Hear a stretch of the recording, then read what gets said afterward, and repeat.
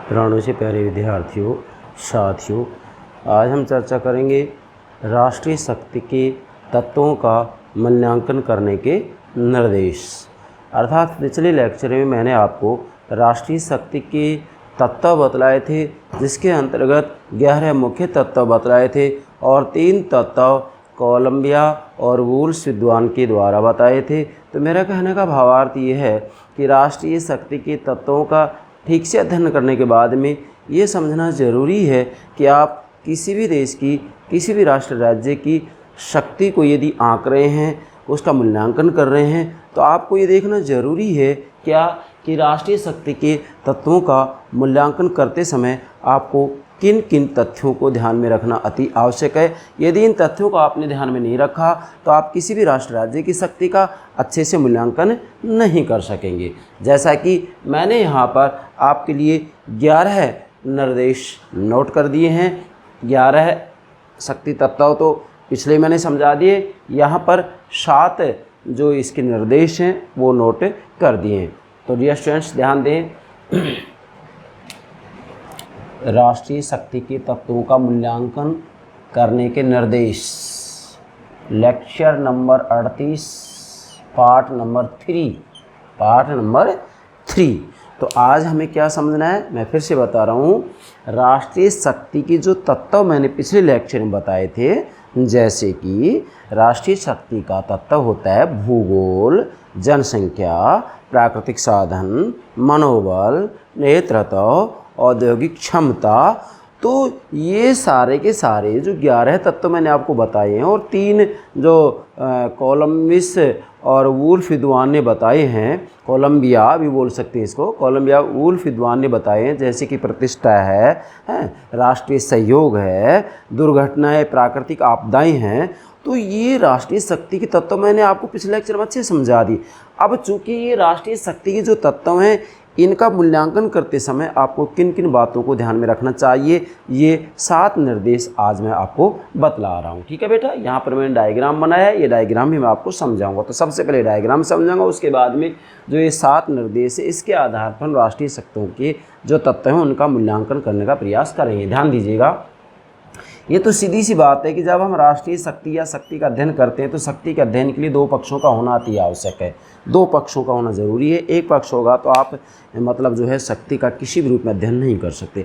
आप भले ही वो 2 व्यक्ति हो सकते हैं, 2 समूह हो सकते हैं, 2 राजनीतिक दल हो सकते हैं, 2 देश हो सकते हैं। अब चूंकि हम अंतर्राष्ट्रीय राजनीति का अध्ययन कर रहे हैं तो निश्चित रूप में यहाँ पर जो पक्ष होंगे वो 2 राष्ट्र राज्य होंगे। ठीक है बेटा, ये राष्ट्र राज्य, ए नामक राष्ट्र राज्य, ब नामक राष्ट्र राज्य। चूँकि हम राष्ट्रीय शक्ति के तत्वों का मूल्यांकन करने के निर्देश बता रहे, इसलिए 2 पक्ष राष्ट्र राज्य हो गए। तो ए नामक राष्ट्र राज्य, अब ए नामक राष्ट्र राज्य भले ही आप भारत ले ले, पाकिस्तान ले ले, जापान ले ले, जो आपकी मर्जी हो।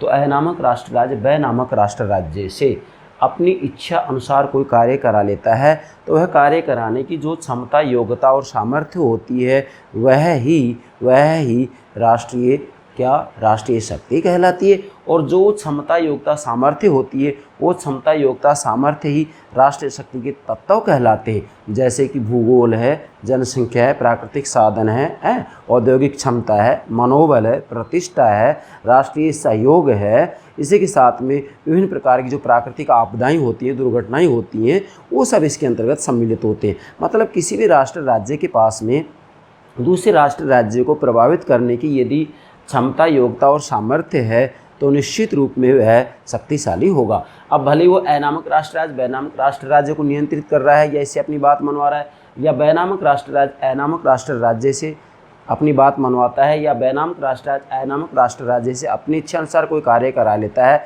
और वह कार्य कराने की जो क्षमता ब नामक राष्ट्र राज्य के पास में है, जो योग्यता ब नामक राष्ट्र राज्य के पास में, जो सामर्थ्य ब नामक राष्ट्र राज्य के पास में है, वह क्षमता, योग्यता, सामर्थ्य राष्ट्रीय शक्ति कहलाती है।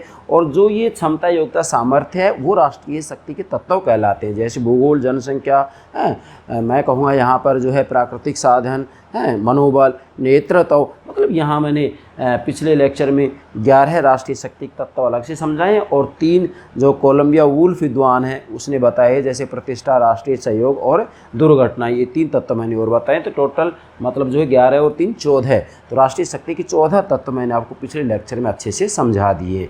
आज तो हमें केवल जो राष्ट्रीय शक्ति के 14 तत्व हैं, इन तत्वों का मूल्यांकन करने के निर्देश बताने हैं कि भाई आप इनको मूल्यांकन किस आधार पर करें। ध्यान दें, अब राष्ट्रीय शक्ति के इन तथ्यों को ध्यान में रखना चाहिए। ध्यान दें बेटा, मतलब यहाँ राष्ट्रीय शक्ति के तत्वों का मूल्यांकन करते समय इन तथ्यों को ध्यान में रखना चाहिए। नोट करें, राष्ट्रीय शक्ति के तत्वों का मूल्यांकन करते समय इन तथ्यों को ध्यान में रखना चाहिए। 11 तो राष्ट्रीय शक्ति के तत्व हो गए हैं और 3 तत्व मैंने अलग से बताए हैं, और यहाँ पर जो 7 तथ्य हैं, इन तथ्यों को ध्यान में रखते हुए आपको राष्ट्रीय शक्ति के तत्वों का मूल्यांकन करना है।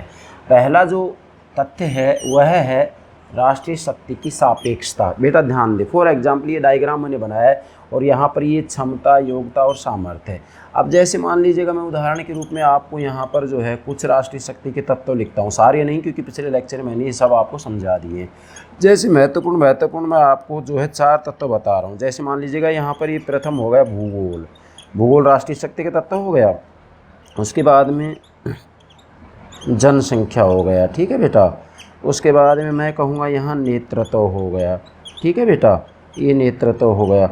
उसके बाद में मैं कहूँगा कि ये मनोबल हो गया। बस चलो हम 4 ही ले लेते हैं, 4 के आधार पर ही हम जो है इन 7 तथ्यों को समझेंगे। जैसे सबसे पहले देखेंगे राष्ट्रीय शक्ति की सापेक्षता, अर्थात अगर आपको किसी भी राष्ट्र राज्य की राष्ट्रीय शक्ति के तत्वों का मूल्यांकन करना है तो मूल्यांकन करते समय आपको जो ये राष्ट्रीय शक्ति के तत्व होते हैं, जैसा कि मैंने पिछले लेक्चर में 11 और 3 14 तत्व समझाए, यहाँ मैं केवल 4 का उदाहरण दे रहा हूँ, जैसे भूगोल, जनसंख्या, नेतृत्व और मनोबल। तो राष्ट्रीय शक्ति के तत्वों का मूल्यांकन करते समय आपको राष्ट्रीय शक्ति के तत्वों को निरपेक्ष नहीं मानना है बल्कि सापेक्ष मानना है। सापेक्ष इसलिए मानना है क्योंकि मान लीजिएगा किसी देश के पास में भूगोल की पर्याप्तता है, किसी के पास में जनसंख्या की पर्याप्तता है, किसी के पास में नेतृत्व अच्छा है, किसी के पास नेतृत्व नहीं है, किसी के देश में या राष्ट्र राज्य में मनोबल अच्छा होता है, किसी के पास मनोबल नहीं होता है, तो निश्चित रूप में आपको राष्ट्रीय शक्ति के तत्वों का मूल्यांकन करते समय इन तत्वों की सापेक्षता को ध्यान में रखना है कि ये सभी जो तत्व होते हैं वो सापेक्ष होते हैं, निरपेक्ष नहीं होते। क्या होते हैं बेटा? सापेक्ष। क्योंकि वैसे भी देखा जाए तो शक्ति सापेक्ष होती है, राष्ट्रीय शक्ति सापेक्ष होती है। समय और परिस्थिति के हिसाब से शक्ति परिवर्तित होती रहती है। आज कोई राष्ट्र राज्य शक्तिशाली है, कल कोई और राष्ट्र राज्य शक्तिशाली हो जाएगा। क्यों हो जाएगा? क्योंकि राष्ट्रीय शक्ति के जो तत्व होते हैं इन तत्वों के अंतर्गत निरपेक्षता नहीं होती बल्कि सापेक्षता होती है। क्योंकि किसी भी देश के अंतर्गत मान लीजिएगा आज हम भूगोल की बात करते हैं तो वहाँ पर जो है हम कहेंगे प्राकृतिक जैसे साधन की बात और ले लेते हैं यहाँ पर, तो प्राकृतिक साधन अच्छे हैं, दूसरे देश के पास में ऐसा नहीं है।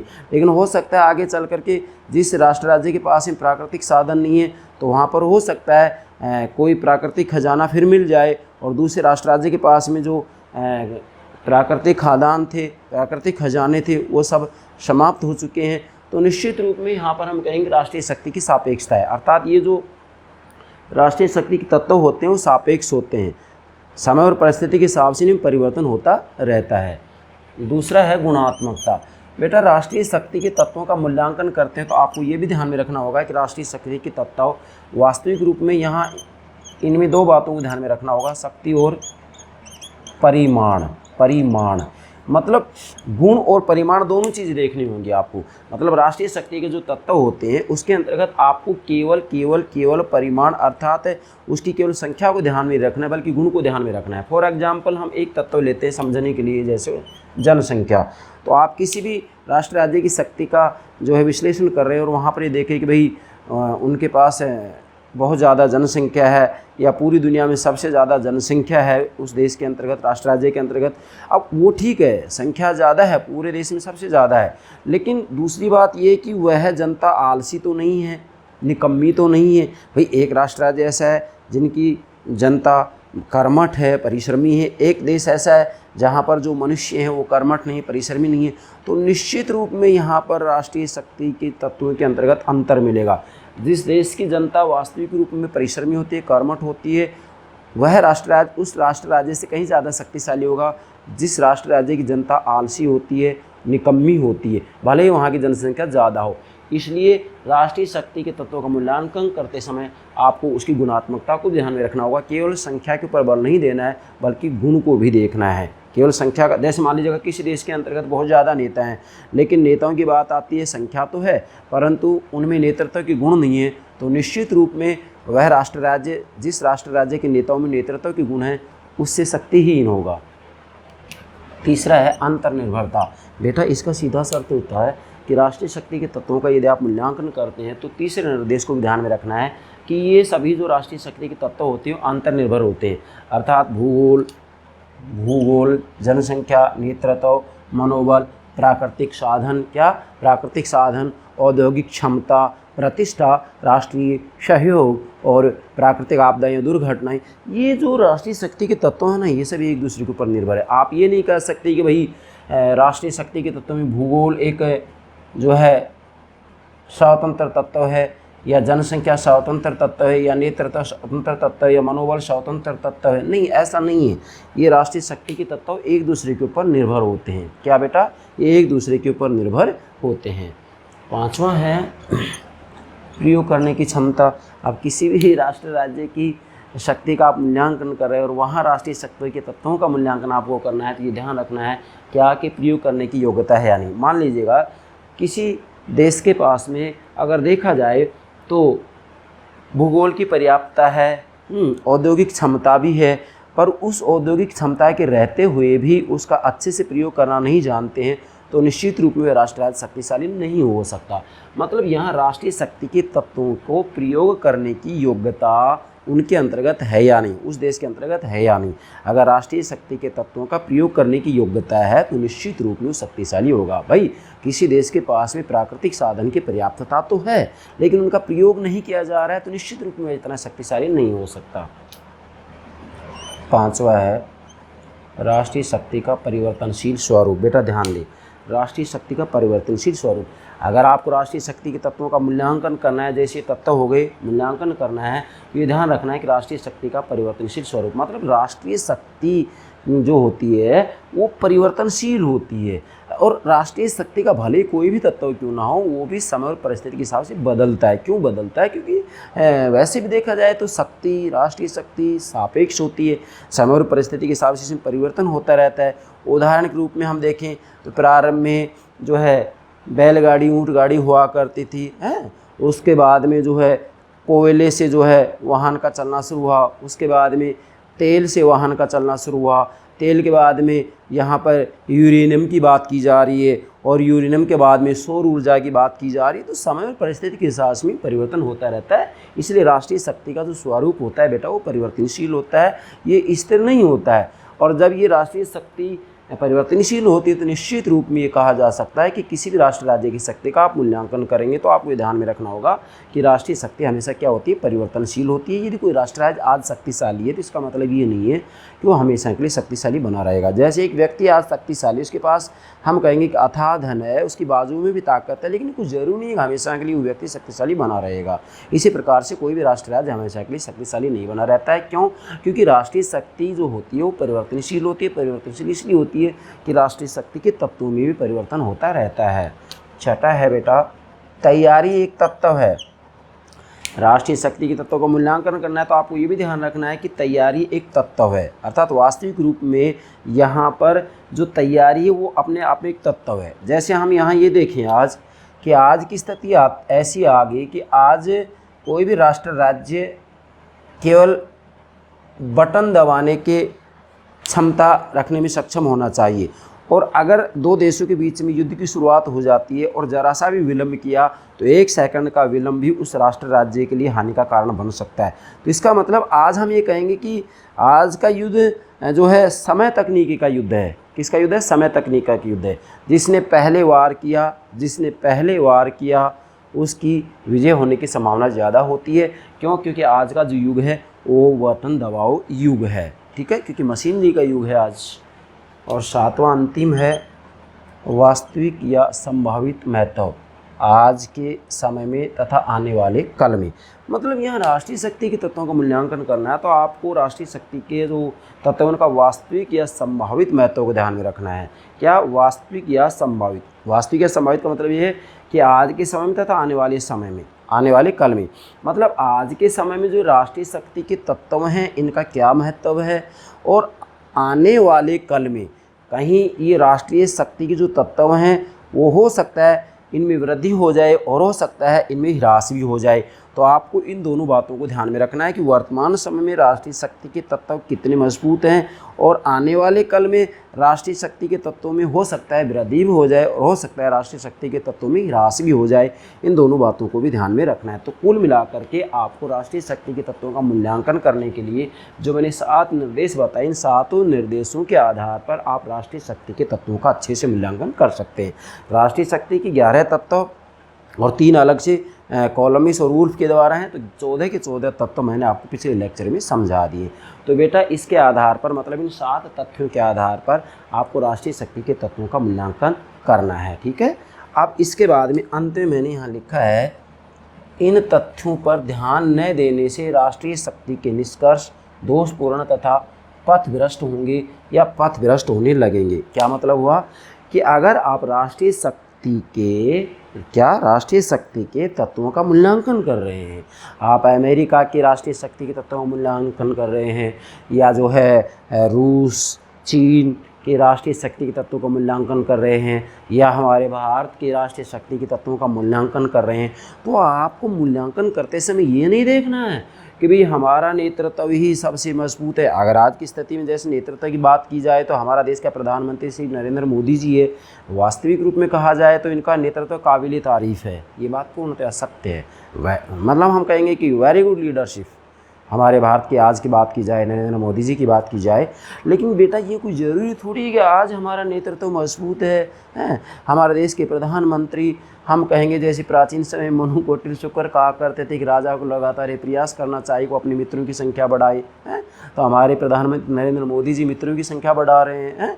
निश्चित बात है ये, लेकिन ये कुछ ज़रूरी नहीं है कि हमेशा के लिए ही ऐसा नेतृत्व बना रहेगा। अब हमारे नरेंद्र मोदी जी के बाद में हो सकता है कोई और प्रधानमंत्री आए तो उसके अंतर्गत पता नहीं इतनी लीडरशिप हो या नहीं हो। तो डेफिनेटली यहाँ ये कहा जा सकता है कि भाई यहाँ जो ये राष्ट्रीय शक्ति के तत्व हैं इनका मूल्यांकन करते समय आपको इन निर्देशों को ध्यान में रखना होगा। इसलिए मैंने यह लिखा है, इन तथ्यों पर ध्यान न देने से राष्ट्रीय शक्ति के निष्कर्ष दोषपूर्ण तथा पथभ्रष्ट होंगे। मतलब इन सातों के सातों तथ्यों के आधार पर जो है आपको राष्ट्रीय शक्ति के तत्वों का मूल्यांकन करना चाहिए। अगर आपने ये गलती की, ये निर्देशों को ध्यान में नहीं रखा, इन तथ्यों को ध्यान में नहीं रखा, तो फिर निश्चित रूप में जैसा मैंने लिख दिया है, इन तथ्यों पर ध्यान न देने से राष्ट्रीय शक्ति के निष्कर्ष दोषपूर्ण तथा पथभ्रष्ट होंगे।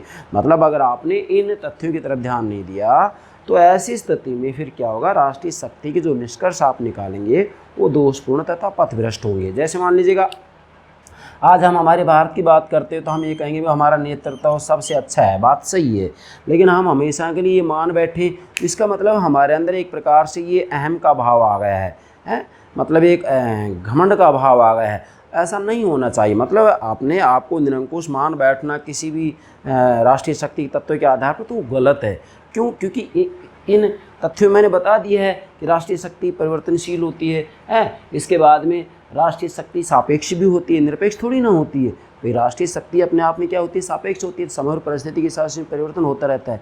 तो इसका मतलब राष्ट्रीय शक्ति के तत्वों में भी समय और परिस्थिति के साथ परिवर्तन होता है। तो परिवर्तन होता है तो इन निर्देशों को जो मैंने यहाँ 7 बताई, निर्देशों को या जो है इन तथ्यों को ध्यान में अवश्य रखना चाहिए। तो अंत में आप कहेंगे, इन तथ्यों पर ध्यान न देने से राष्ट्रीय शक्ति के निष्कर्ष दोषपूर्ण तथा पथभ्रष्ट होंगे। अर्थात राष्ट्रीय शक्ति का मूल्यांकन करते समय इन तथ्यों को ध्यान में रखना ही चाहिए। इन 7 के 7 तथ्यों को ध्यान में रखना चाहिए। यदि ये 7 तत्व ध्यान में नहीं रखे तो आप राष्ट्रीय शक्ति के जो निष्कर्ष निकाल रहे हैं वो निष्कर्ष दोषपूर्ण होंगे, गलत होंगे और पथभ्रष्ट होंगे। अर्थात ये धीरे धीरे पथभ्रष्ट होते जाएंगे और आपको सही रास्ता नहीं दिखाएंगे। तो आप अपने आप को ये मानकर चलेंगे कि पूरी दुनिया में हम ही शक्तिशाली हैं, और जब किसी राष्ट्र राज्य से हमारी टक्कर होगी, भले कोई भी देश क्यों ना हो, टक्कर होगी तो निश्चित रूप में उसे पराजय का मुख देखना होगा। मतलब अपनी राष्ट्रीय शक्ति का मूल्यांकन करने के लिए भले कोई भी देश हो, रूस हो, चीन हो, अमेरिका हो, भारत हो, जापान हो, फ्रांस हो, कोई भी देश क्यों ना हो, तो सभी राष्ट्र राज्यों को अपनी शक्ति का मूल्यांकन करते समय इन 7 निर्देशों को, इन 7 तथ्यों को ध्यान में रखना चाहिए। और मैं तो ये कहूँगा कि सभी व्यक्तियों को भी अपनी शक्ति का मूल्यांकन करते समय इन इन सातों तथ्यों, इन सातों निर्देशों को ध्यान में रखना चाहिए। क्यों? क्योंकि शक्ति का सीधा सा अर्थ यही तो होता है कि एक पक्ष दूसरे पक्ष को नियंत्रित कर लेता है, या एक पक्ष दूसरे पक्ष से अपनी इच्छा अनुसार कोई कार्य करा लेता है, तो वह कार्य कराने की योग्यता ही शक्ति कहलाती है। वह दो व्यक्तियों की बात आती है तो व्यक्तिगत शक्ति होगी, दो देशों की बात आती है तो राष्ट्रीय शक्ति होगी। यही तो बात आती है इसमें। भाई शक्ति का भावार्थ एक होता है, संदर्भ बदलते रहते हैं। तो ये हो गया आज राष्ट्रीय शक्ति के तत्वों का मूल्यांकन करने के निर्देश।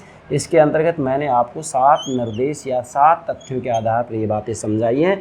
इधर इस डायग्राम के आधार पर आप ये सारी बातें समझ सकते हैं। और इसके बाद में मैंने यहाँ पर जो ये राष्ट्रीय शक्ति के तत्व हैं 11 और 3 14 तत्व हैं। 14 तत्व यहाँ ना लेते हुए 4 तत्वों के आधार पर ये सारे बिंदु मैंने आपको समझाए हैं।